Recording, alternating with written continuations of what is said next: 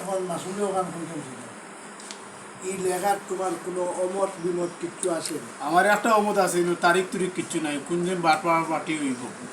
তারিখর কোনদিন না। আজকু আমি একটা কথা কই, 5 বছর গেছে কি ওলা বাই আইবা বাটাবাটি হইব, এইটা হইব সেইটা হইব হয়ে গেছে গিয়ে। এখন যে আমি বর্তমান অবস্থা এটা পাইছি, এটা তো কিন্তু তারিখ থাকতে হইব কি, তাহলে 6 তারিখের সময় এই জায়গাটা বাটা হইব, কোন দিন কোন জন আইয়ে বাটিবা এটাও থাকা দরকার। যে আজকু বিদেশি আইবা, কালকু বাইক নিয়ে আইবা, বিদেশি গেছেন কি বাইক নিয়ে আইব, বাইক নিয়ে পারছে না বিদেশি আইবা, করে করে 6 বছর যাইবে, এখান তো কোনো স্টেজ নাই। বাড়ি বাটার ফটোমেট না হইলে কি আমার আমি তো তার কথা বিশ্বাস করি। ওকে, ওখান নিয়ে তোমার শেষ কথা। আচ্ছা, বাটাবাটি ঘটনা হইল কি আমি একটা কথা কই, এখন তোমার তানোর বড় উফরে খেয়ে আছে, কেউ নাই না বইন দুগু আছে, তোমার তানোর মাঝে বইন দুগু আছে না, আর কেউ আছে না নাই। না, এখন দুই বইন যেদিন একমত হইবা এবং একত হইবা, যেমন বইন বিদেশ থেকে আইবা, ও বইন যাইবা, যাওয়ার বাদে এটা তুমি সুন্দরভাবে প্রস্তাব তুলিয়া ধরবা যে আমার জায়গা বাটপাটুরা করিয়া আমার স্থান দেও, ঠিক আছে? এতে বই নিগু আইবার আগ পর্যন্ত তুমি এটা বিষয়ে কোনো ধরনের কিছু জ্ঞান তো তুমি জানো। হইতো না। এখানে আমি বুঝছি আপনি সায়ামর অধিকার নাই, সায়ামে বাড়ি বাটিয়া তোমার দিতা, যেহেতু তোমার তানোর উপরে তোমার তানোর বড় তো দুই বইন আছে, দুইও বইন যেদিন এখান হইবা ওদিন তোমার তানোর বাটপাটুরা আলা সুন্দর হইবে, ঠিক আছে? এর আগ পর্যন্ত তুমি কোনো ধরনের সায়ামর উপরে প্রেশার দিতে নাই, এই সায়াম আমার বাড়ি বার দেশ না কেনে, বাড়ি বার দেশ না কেনে,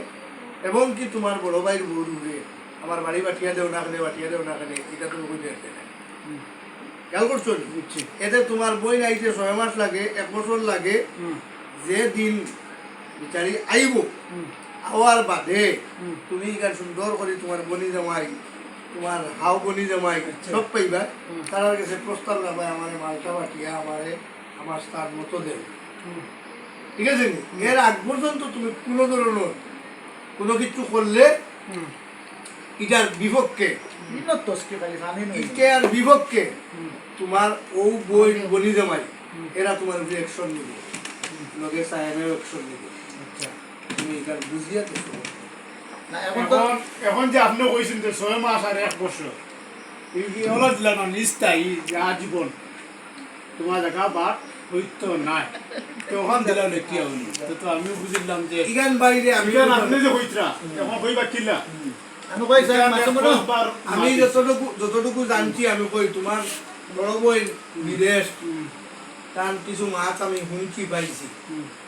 সাহেবেও আমার কিছু কইছই, কোয়া থেকে আমি এখানে তোমার লগে মাতিয়া যে মানুষ সারা যদি এখানে হয় না তে বাড়ি বাটা হয়নি। আচ্ছা, বাড়ি বাটোর যে বিষয়টা তোমার বইন বিদেশ থেকে আবার বাদে এটা সুন্দর করে বাট শৃঙ্খলা করিয়া তুমি পান্না সকারে তোমার তার শ্রীমঙ্গলের বইন বনিগুলো বাগনা আছে, বাগনি আছে,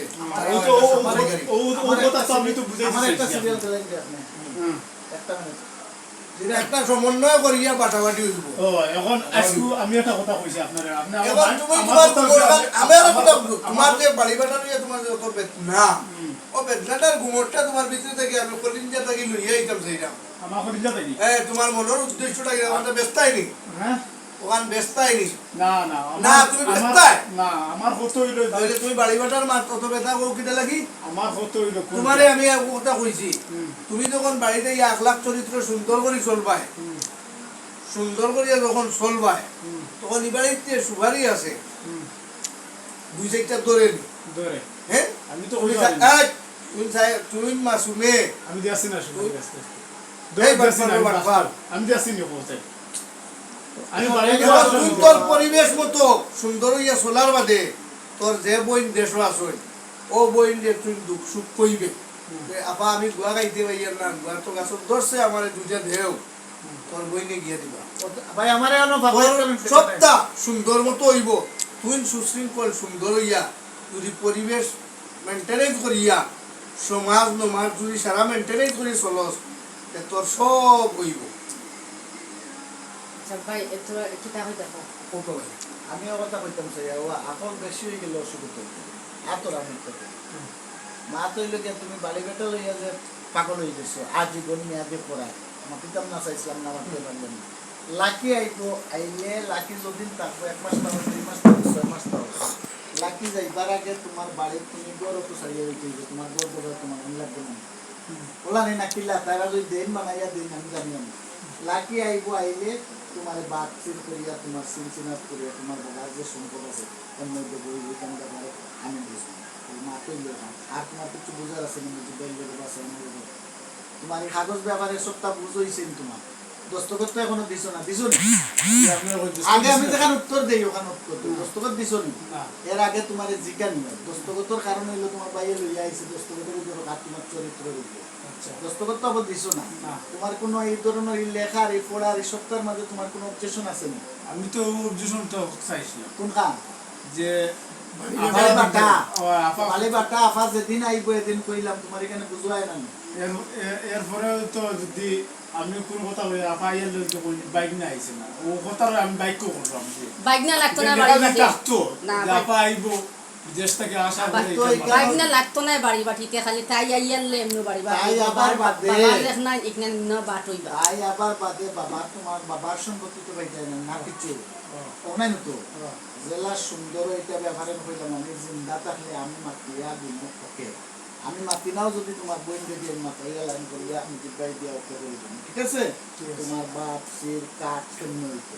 অমুক আইসুন না ফোন না আইসুন না তো আইসুন না এই লাইনে তো তোমার খাবার কথা না একবারে কই বাপর ফুয়া তোর বাইক না না ওটা তো ঠিক আছে বাপর ফুয়া তো আমরা সহজ কেন তোমার ইমান আছে নি না না অসুবিধা ও বুঝিয়া তুমি জিও করো